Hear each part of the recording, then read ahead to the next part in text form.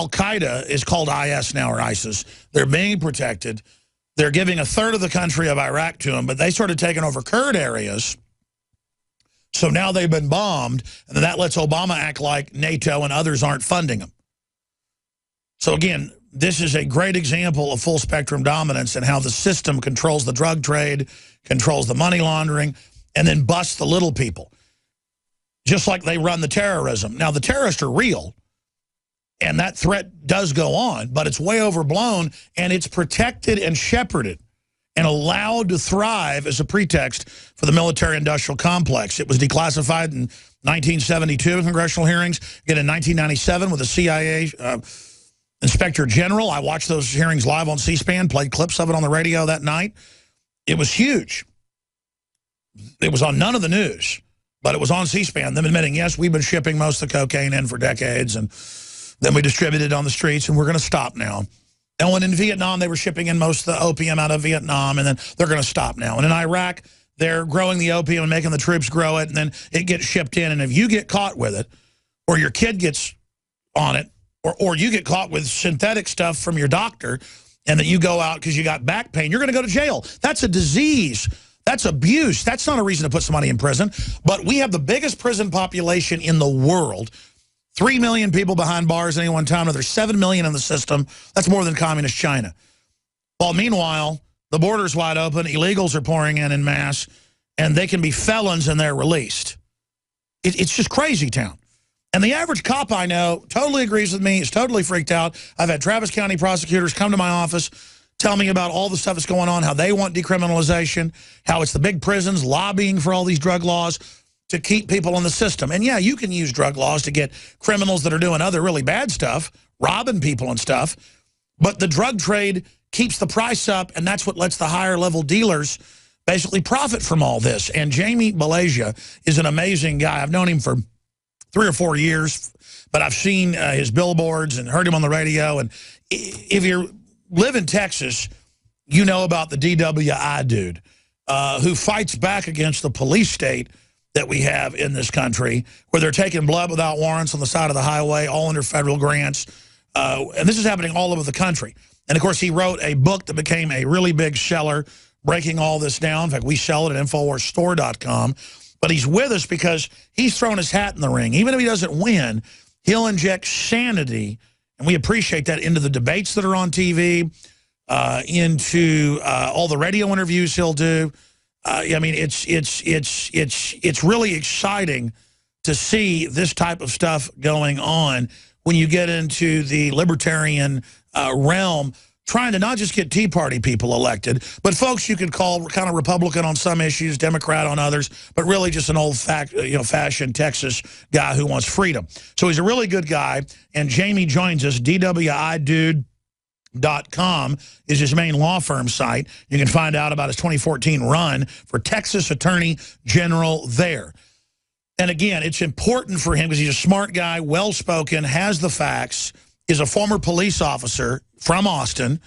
Most of the guys that work for him are former police officers, and he's one of the most successful law firms in the country defending people from violations of their constitutional rights. When you pull up to Art Acevedo's, and Art's a nice guy, but still he's doing stuff, getting federal grants I'm against. Just like when he wants gun control. You know, Mr. Malaysia is not for that. We'll get his view on that. It's unconstitutional. I need to show signs of being impaired. I need to be driving recklessly. I don't need to have a breathalyzer shoved in my face. I mean, that's not America, folks, and it doesn't keep us safe. And MAD and others are just used to expand the police state, not actually stop the dangerous drunk drivers that are out there. Now, my rant's done. I just know some stations join us in the third hour. DWIDude.com, and he's a criminal justice system for 35 years. He has a true passion for defending people's legal rights. Jamie has been able to win the so-called unwinnable cases by bringing more experience, training, and desire to the courtroom than the state or any other lawyers can. He's testified as an expert witness in felony cases and on drug alcohol issues. He's also assisted other attorneys in DWI cases reduced due to his analysis of the police officer's performance. Jamie truly believes that you shouldn't have to pay for a DWI or criminal conviction for the rest of your life, and he joins us now. That's quite a rant, Jamie, but you're here running as the Libertarian candidate for Texas Attorney General, and I think you'd bring a lot of balance to the extreme left that's up there and the extreme good old boy right. I see a Texas case here where a guy that made pot brownies is facing 7 years to more for making pot brownies for his buddies. I mean, that's not the kind of country I want to live in. I don't want to live in a country where when somebody drives in with Colorado plates, the state police pull them over because we think they got dope in the car.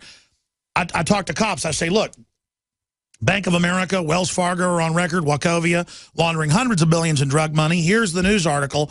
Why don't you go after them? I mean, they're owning the aircraft, running the flights, getting the weapons.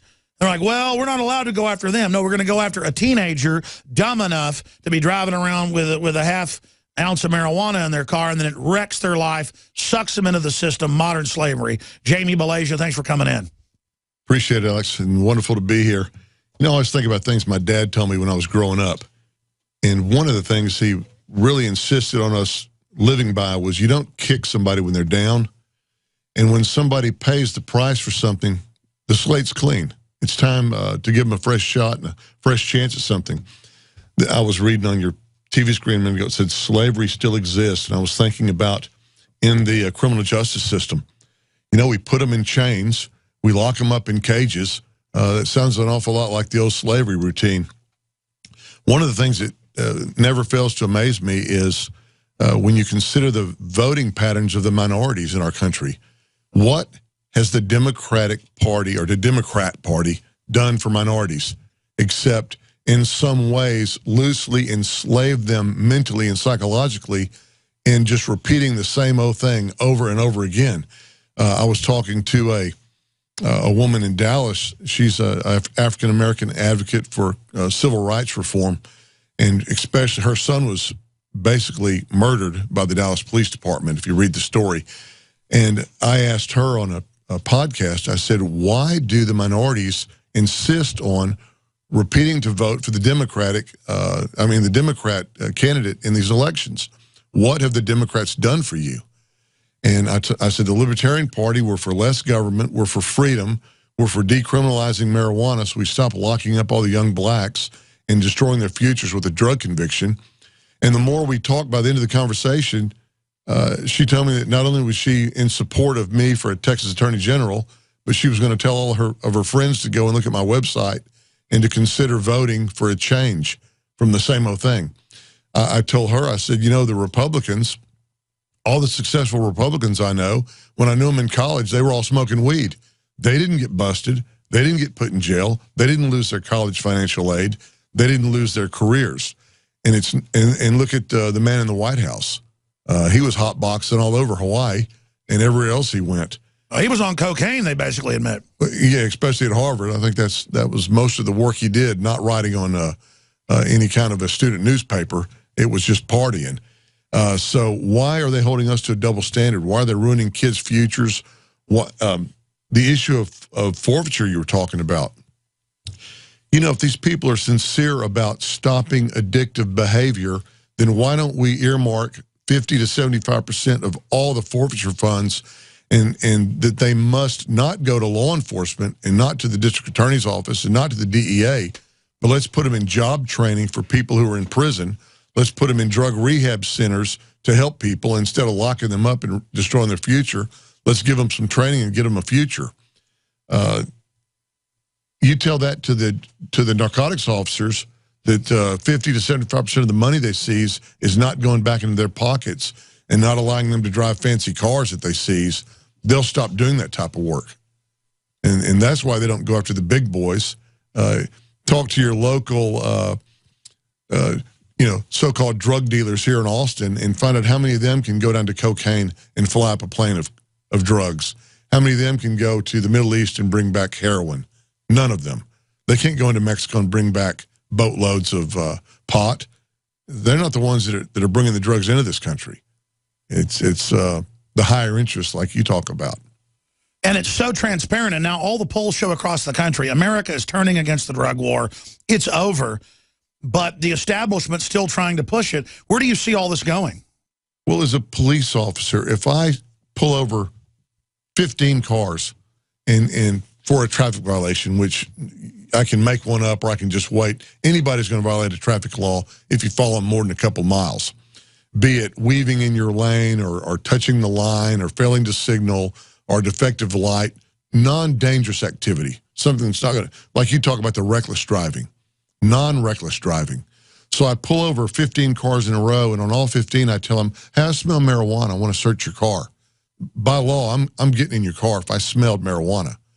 Well, I search 15 cars, and I find one blunt in one car. Well, I don't write 15 reports. I write one report. Later on, over a year period, you look at my reports, it's like, this Beleja guy, he every time he smells marijuana, he finds something.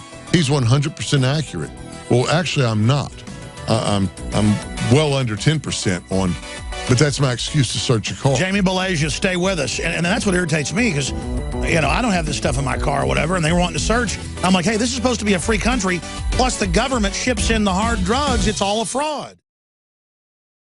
Celebrate the spirit of freedom and liberty upon which our nation was founded at InfoWarsShop.com. Molon Lave is ancient Greek for come and take it. This popular design combines both classic Greek Spartan imagery with modern M16 assault rifles. Now available in women's tees and proudly made in the USA. And now you can protect yourself from corrupt cops with the InfoWars dash cam. It's your car's black box that records all that the driver sees and hears. And introducing the Block It Pocket. It renders your phone undetectable while protecting your private data and your health. Or take back your privacy and protect your personal information by getting your very own Detractor cell phone pouch. So get incredibly high-quality, freedom-based products and help fund the revolution at InfoWarsShop.com.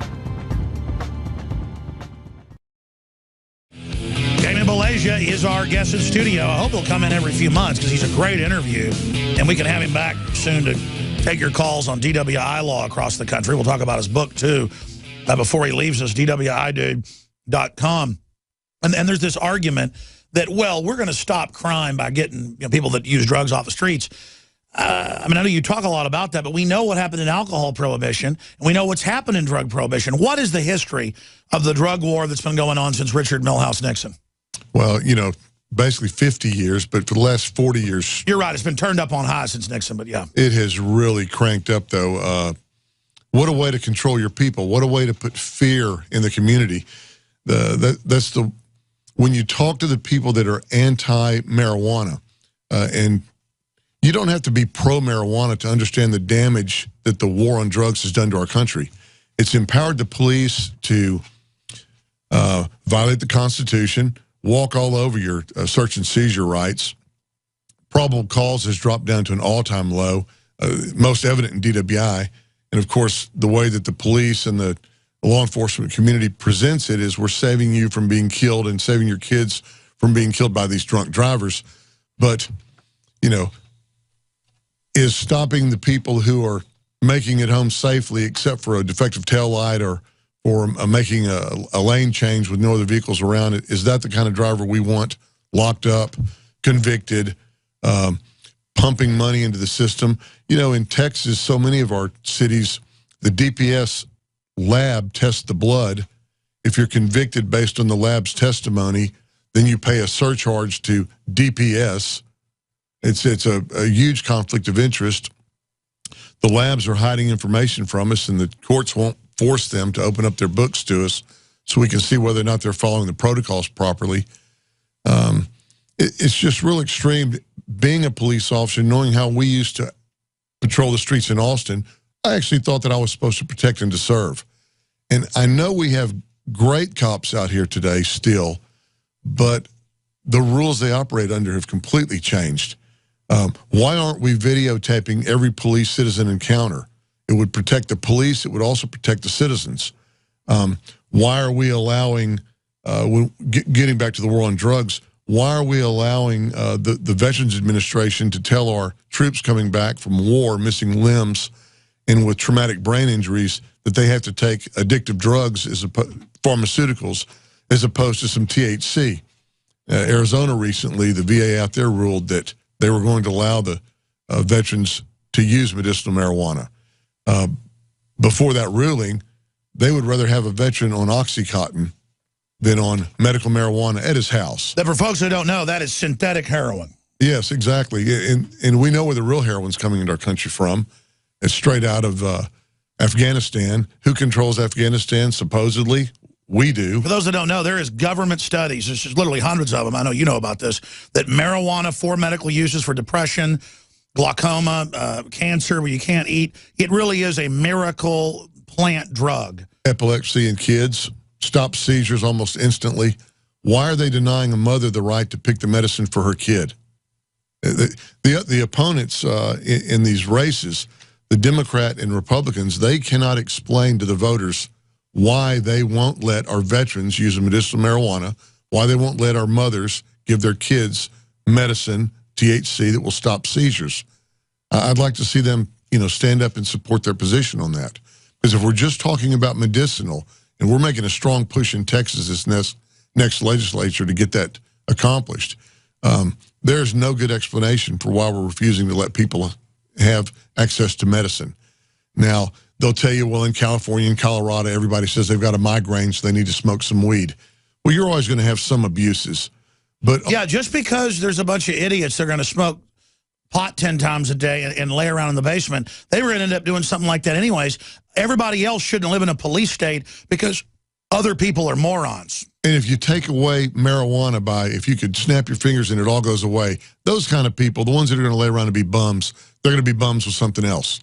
Either alcohol, prescription medicine, just whatever. I know a lot of executives that use marijuana to relax. At the end of the day, they do a great job, and they're not getting drunk. And I think overall, marijuana probably is better than alcohol from the studies I've seen for your body. It does less damage. It actually may do some good.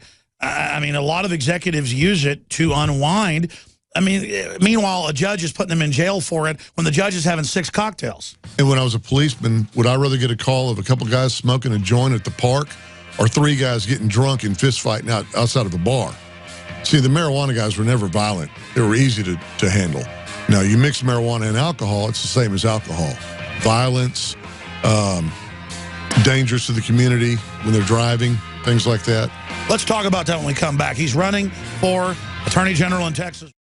Now you can watch The Alex Jones Show live as it happens at Infowars.com/show.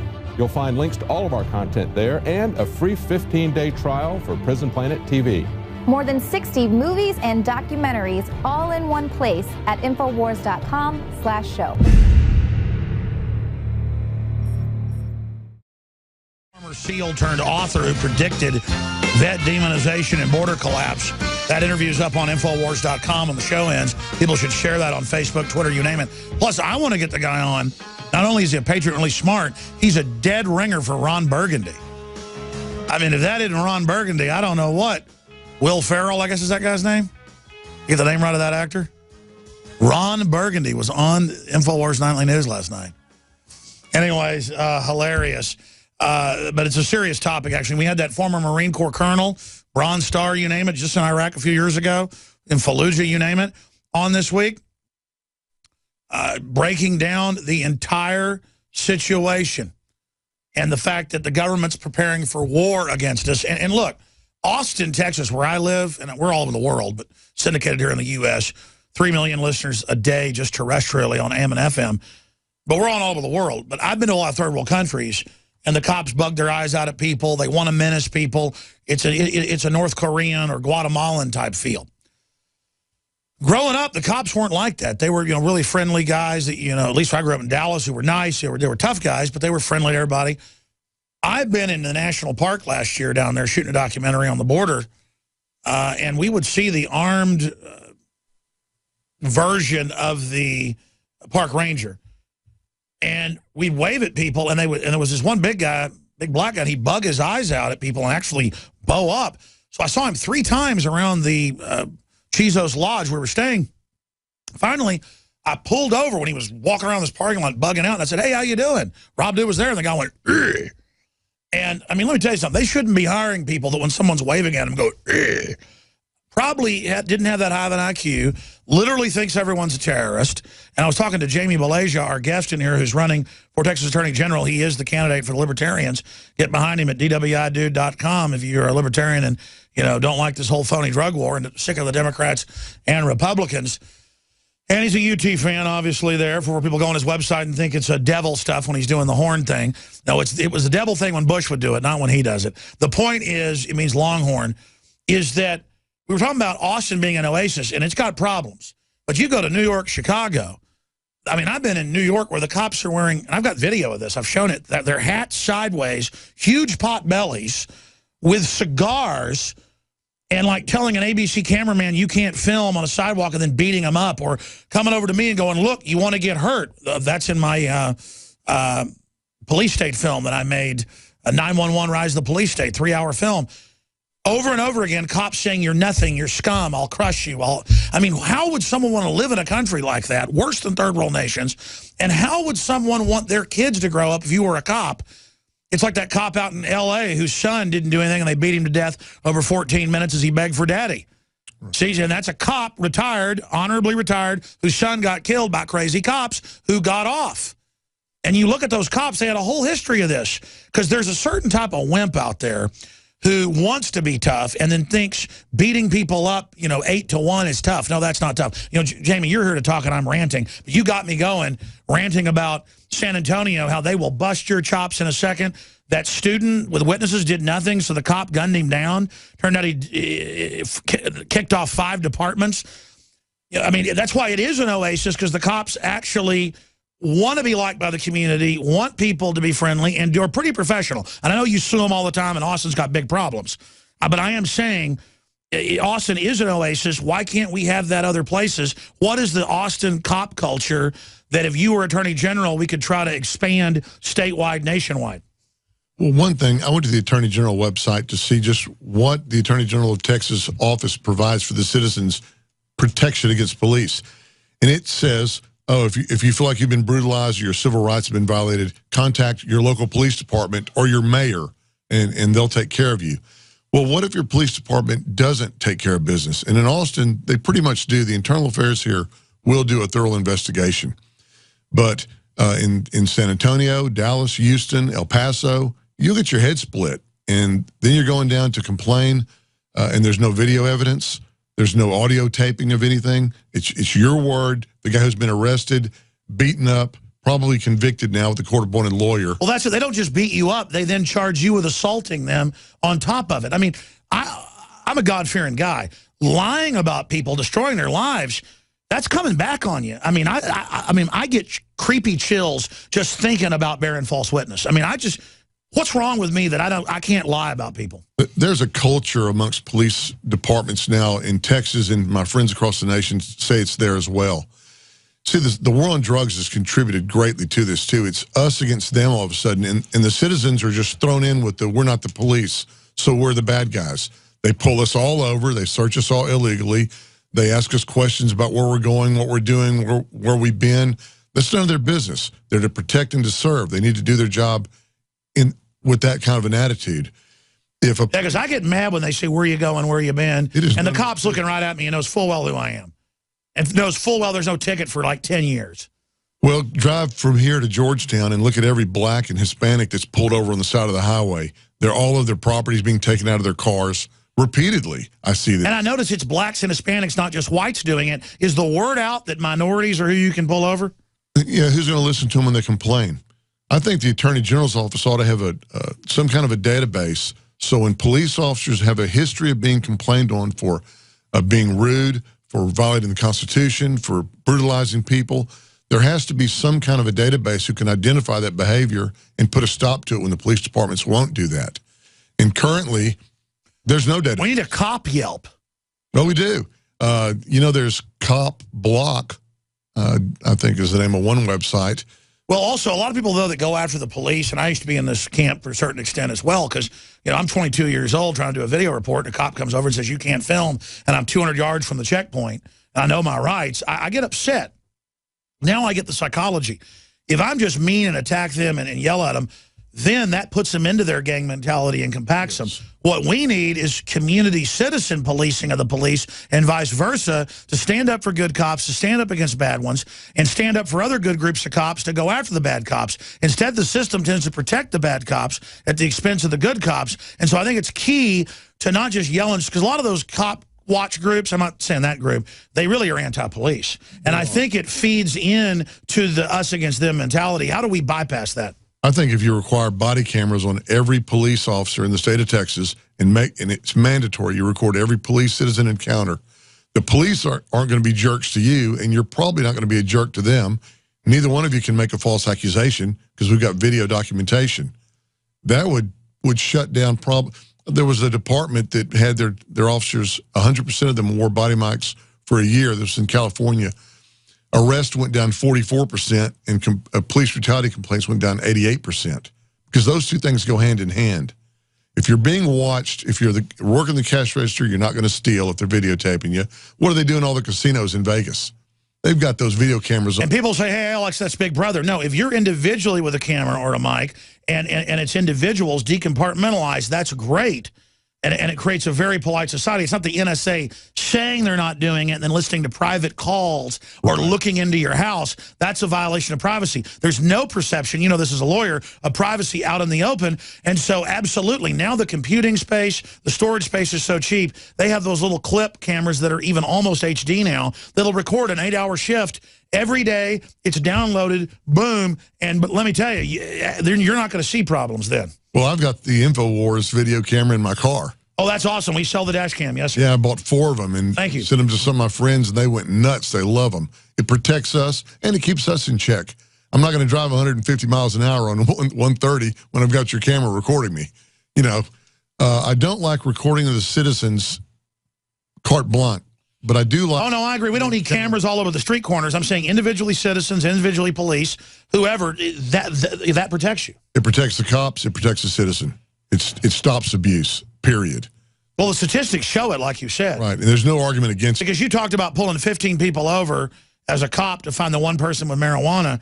That's going to stop when there's, 10 of those on there. That's right, because if an officer makes that kind of a boast in court, well, then I can go pull all of his past videos and research them.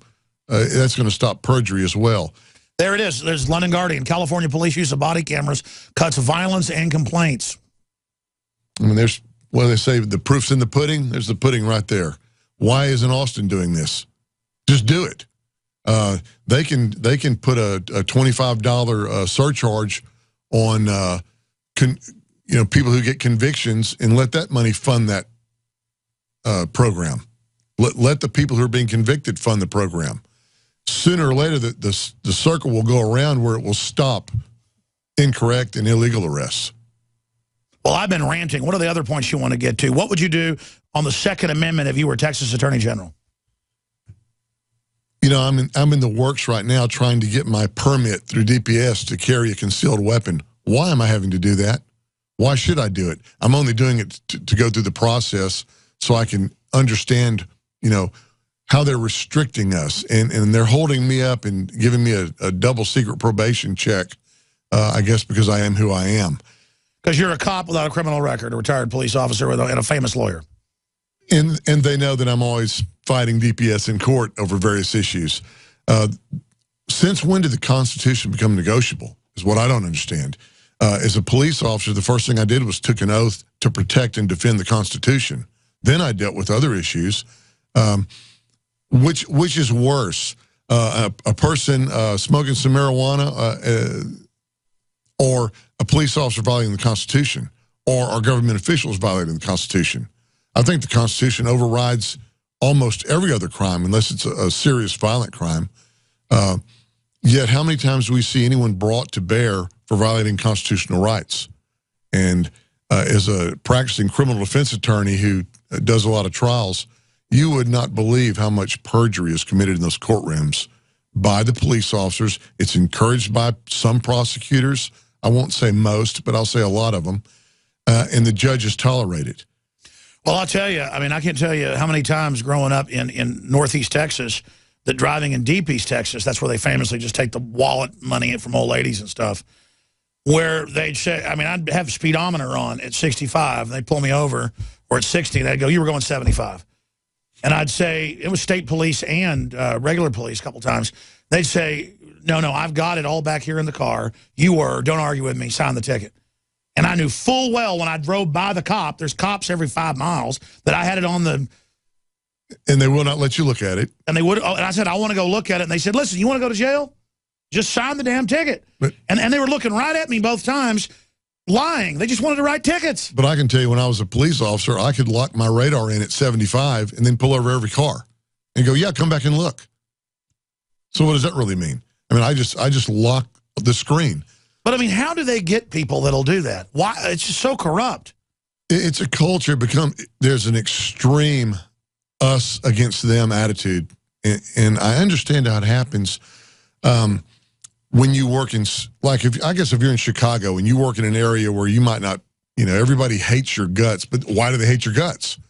Because you're constantly at odds with them. You're constantly arresting their friends and their family members for possession of marijuana or jaywalking, or, there's crime. There's crime that you and I want to be protected. It's like the Lago Vista doctor's wife with no criminal record arrested in front of her kids for not wearing a seatbelt. I mean, they should have, that police officer should have had his badge taken away and be banned forever from being a police officer. Did you see the video that we posted that Drudge picked up that became a big national news story today, where the New Jersey cop, like deputy chief, says, I don't have to follow the Constitution, Obama doesn't.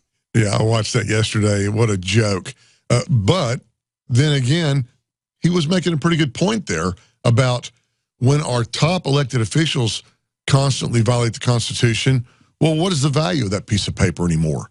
I think it's more than a piece of paper. And I think that if the American citizens would demand that the police, the courts, and our public officials would honor the Constitution, we'd have a lot. We'd go back to the old days that you were talking about. Well, let's talk about when you were an Austin cop, because I remember growing up, and I wasn't a big troublemaker, but I got in fights and stuff. If the police pulled us over and we had a 12-pack of beer and there was like 3 guys and 3 girls in the car, they would just dump it out or take it because nobody was obviously impaired. How many beers you had? You had 1 or 2 beers, we're going to pour them out. They didn't want to just take us to jail. Now, that I'm told never happens. The rites of passage have now become a criminal record. Right. If I liked the beer, I'd take it. If I didn't, you'd pour it out. Now they bust you. You lose your driver's license. You get an alcohol-related incident on your criminal history that you can never get rid of. We talked about this before. The police pull you over, instead of writing you 1 ticket, they write you 4 tickets. Why? What, are they just revenuers? Are they just trying to pump up their own resume so that they can get a promotion? Well, that's my other issue. When I see him pulling over some lady in a $100,000 Mercedes with her hair done perfect, writing them tickets, I don't mind it as much. I'm not a Robin Hood guy, but that lady can handle it. When I see a woman with kids climbing around in a car and it's 110 on the road and she's got her hair, you can tell she's broke, and they're writing her tickets, man, I get mad. I mean, that is sick. Traffic tickets are a huge economic barrier to the lower economic citizens. And it seems like they're targeting poor people. And then they get warrants for your arrest because you can't pay your ticket, so they put you on payment plans and charge you interest. Or, you lose your car. You can't pay for your insurance. I mean, when does it stop? We need to ease off of this. Less government, less crime, or criminal offenses. So where do you stand on the Second Amendment, though? Sounds like you want it even more open. You want like a Vermont open carry style? I have no problem at all with that. None. Now, you better be smart. If you're carrying a weapon and the cops pull you over, don't put your hand on it. I mean, that's just common. No, sure, but that's up to, if somebody's an idiot, that's their issue. That's right. It's put a helmet on them because they aren't going to survive a collision without a seatbelt. But the Constitution says we have the right to bear arms. Arms, that's firearms. Bear, that means carry. It's pretty simple. But you don't have a right to menace someone. No, then you're violating the law. You don't, just like the libertarian principle of live your own life free, but don't infringe upon mine. That's all I ask of you. It is, when you start looking at the state laws, don't even think about the federal laws, but the morality issues, what business do I have to tell you how to live your life if you're not hurting me or my family? Zero. Thank you. So why do we let the politicians? Whatever happened to mind your own business? We've seen cases in Texas of 9-year-olds playing in parks across the street from the house and the mother's taken to jail. Oh, listen, in Texas right now, if a mother is arrested for possession of marijuana, CPS will come investigate their family to make sure that their kids aren't being, well, I'm sorry, they start off with the premise, you're an unfit parent because you smoke marijuana. That is a joke. I've been at Barton Springs, and I've been in a restaurant, a couple of places, and heard good-looking families. You know, I mean, professional type people. Not imagine the poor folks going, yeah, my sister went in to have the baby, and they found a little bit of marijuana in her system. They took it. And they're calling it child abuse when statistically it doesn't even do anything. I mean, it just shows they want to, the great crime is the state's taking your kids over something that's nothing. That's child abuse. We'll be right back with our guest, DWIDude.com. Jamie Belasia will do 5 minutes overdrive and then let you get out of here. And I'll be back Sunday live 4 to 6 p.m. Central. I want to thank all our AM and FM affiliates and folks out there. But I wanted to ask you about cop culture. You tell me some amazing stories behind the scenes. And that former narcotics detective that works for you in investigations was telling me stories about when he got shot in the neck and the rest of it. It is a rough job. I want to spend some time on that. Briefly, don't forget this hour was brought to you by MyPatriotSupply.com/Alex. They're the best storable foods company out there in my view. Super high quality, low price, non-GMO, great customer service. MyPatriotSupply.com/Alex, or give them a call, 866-229-0927. Just great to have some storable food. Last 20 years, put it in the attic, put it in the closet. And you can always eat your insurance policy in these crazy times. MyPatriotSupply.com/Alex to find the specials. And don't forget, we have all the great supplements and the new magazines in that you can buy in bulk and give to friends and family. It's called Mainstream Conspiracy Theories, the special issue, and so much more at InfoWarsStore.com. But Jamie, I mean, repeat what you were talking about, the different types of cops in the departments. And I was saying, why is it the young ones are the ones that are so dangerous? You've got your older officers that are more or less in charge of training the younger guys. Now, I worked on some various shifts, but there's cool cops on shifts, and then there's jerk cops. There's just anywhere you go in any job, you've got that. But the problem is these young cops, they want to be accepted. They want to make their numbers. They want to get the pat on the back. And a lot of times they'll fall under the control of the jerk cops. And you see that happening, and you can almost, because when they're rookie cops, they're being scrutinized pretty severely by the supervisors. That nobody's going to be let go for being a decent guy, but they're worried about matching the statistics. You know, you got to write so many tickets, you got to make so many arrests. That's why I don't like this numbers game that they've got going on with the police departments. Which they always denied and now is admitted. Yes, it's the most ridiculous thing ever. Tell you what, when I worked out in East Austin and was told I had to write so many tickets, I'd come in with warning tickets. And I said, hey, I'm doing contacts. They'd get on me about that. They said, we need tickets. So I'd write the people the tickets for expired inspection sticker or equipment violations, and I'd tell them, go to court, I won't show up. Why would I want to take the money out of their pocket that they could fix their car with or feed their kids with? Well, more and more the police pull people over I know and say just that. Go to court, I won't be there, and they're not there. And of course, then, you know, at some point the prosecutors get all mad and start complaining to the police department, and then they start threatening to give days without pay for cops. The truth is this money isn't even needed to run cities like Austin that is just overflowing with property tax. Well, the police department, the police officers ought to be liked by the citizens. And for the most part, they are in Austin. But you and I are both aware that there are some guys on our police department here that need to be reined in. They are out of control. Yeah. Wearing the black gloves and marching around, being ugly, talking to you. Well, sure, if I saw somebody like them without the uniform, I would immediately feel aggressive. And I won't go to 6th Street sometimes because I see those type of cops. They're looking at me with a crazed look, and I immediately, like, start, you know, it's like, what are you looking at me for like that for? Oh, when they're trying to clear the streets on 6th Street tonight. I've been down there a few times advertising. I don't drink. I'm totally sober. And they're treating all of us like garbage. And I'm like, man, we would have never done this when I was a cop. They'd have jerked us in on the carpet and threatened us with days off for being verbally abusive to people. If somebody was videotaping me, the idea of telling them to put that camera up or turn, they have the right to do it. What right do I have to tell them that? It just blows me away. We just need people the police department to lighten up a little bit, to try to be our protectors and our servants, and not our bosses.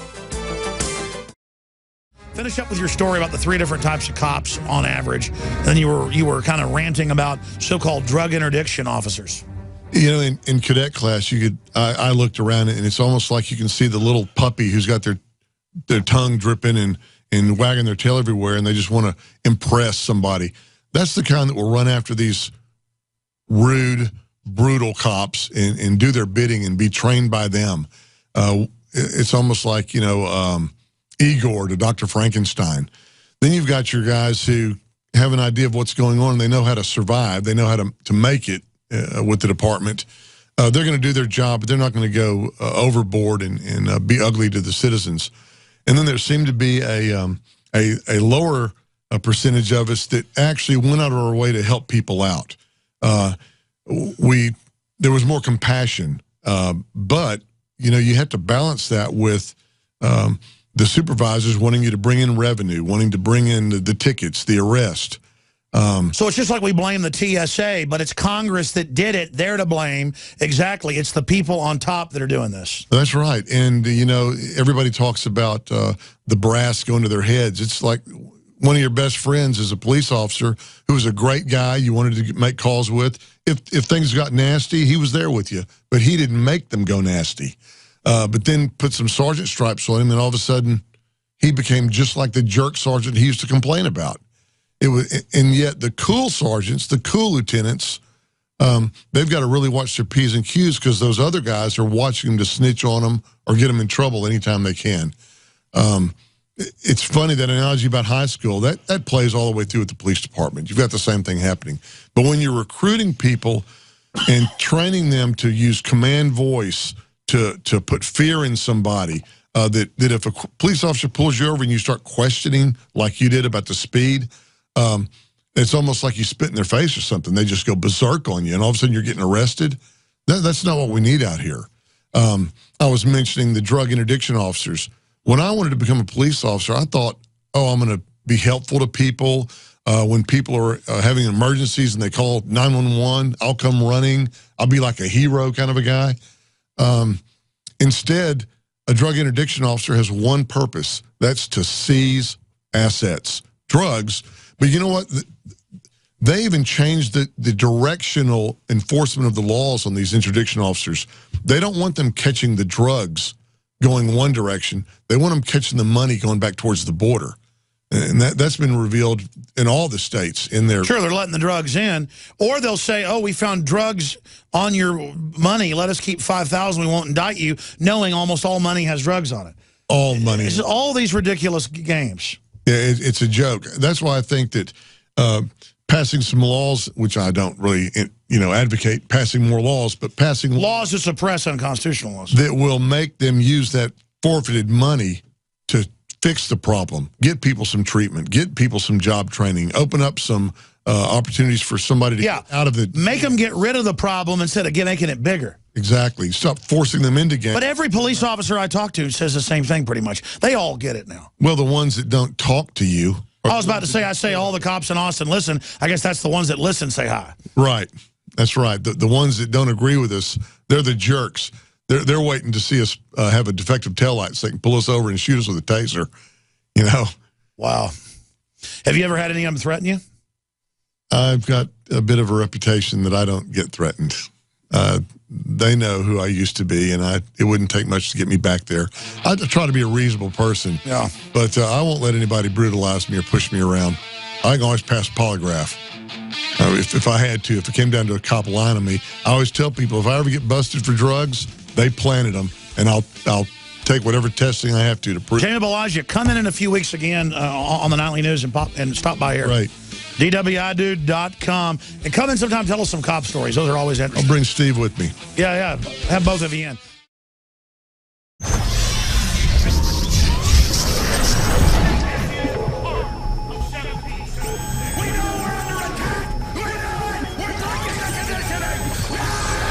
Alex Jones here for Infowars.com.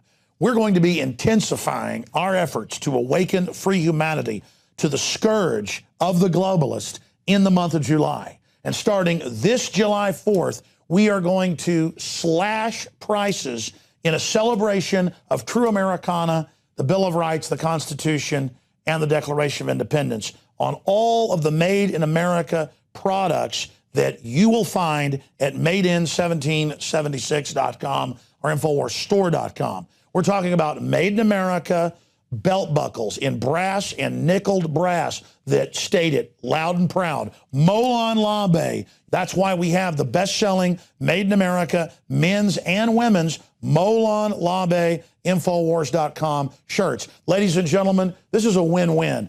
You vote with your dollars. You support the most hardcore organization out there for promoting true ideas of libertarianism, constitutionalism, basic human empowerment.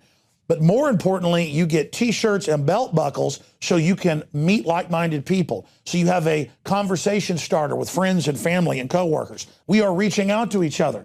And you also throw it in the face of the anti-gunners and the rest of the parasites out there that you're a free man and woman and that you're not going to be a slave, that you're not going to be intimidated to shut up by their tyranny that they call political correctness. That's why in the month of July, we have got giant specials on everything at madein1776.com. But to expand the InfoWar, we're offering the biggest special in the history, 13 years of PrisonPlanet.tv, our multimedia platform. We're offering the equivalent of more than 5 months free right now when you get a membership at PrisonPlanet.tv, and you get 11 memberships that can be used with the same username and passcode so you can share it with friends and family. Now is the time to fund the war bonds. Now is the time to fund the InfoWar. Now is the time to get aggressive. Now is the time to double down. Now is the time to realize you are the people that made the InfoWar so successful and one of the leading lights worldwide against tyranny. You don't stand behind us, you stand right beside us. And I salute all of you on this July 4th, 2014, and going forward in the month of July and onward. This is about freedom worldwide and that desire for human dignity and self-determination that beats in the human breast. We are brothers and sisters together in the true spirit of liberty and the animating contest of liberty. And so I quote in closing the great Thomas Jefferson that I have sworn on the altar of God resistance against every form of tyranny. And never forget, if you are watching or listening to this transmission, you are the resistance.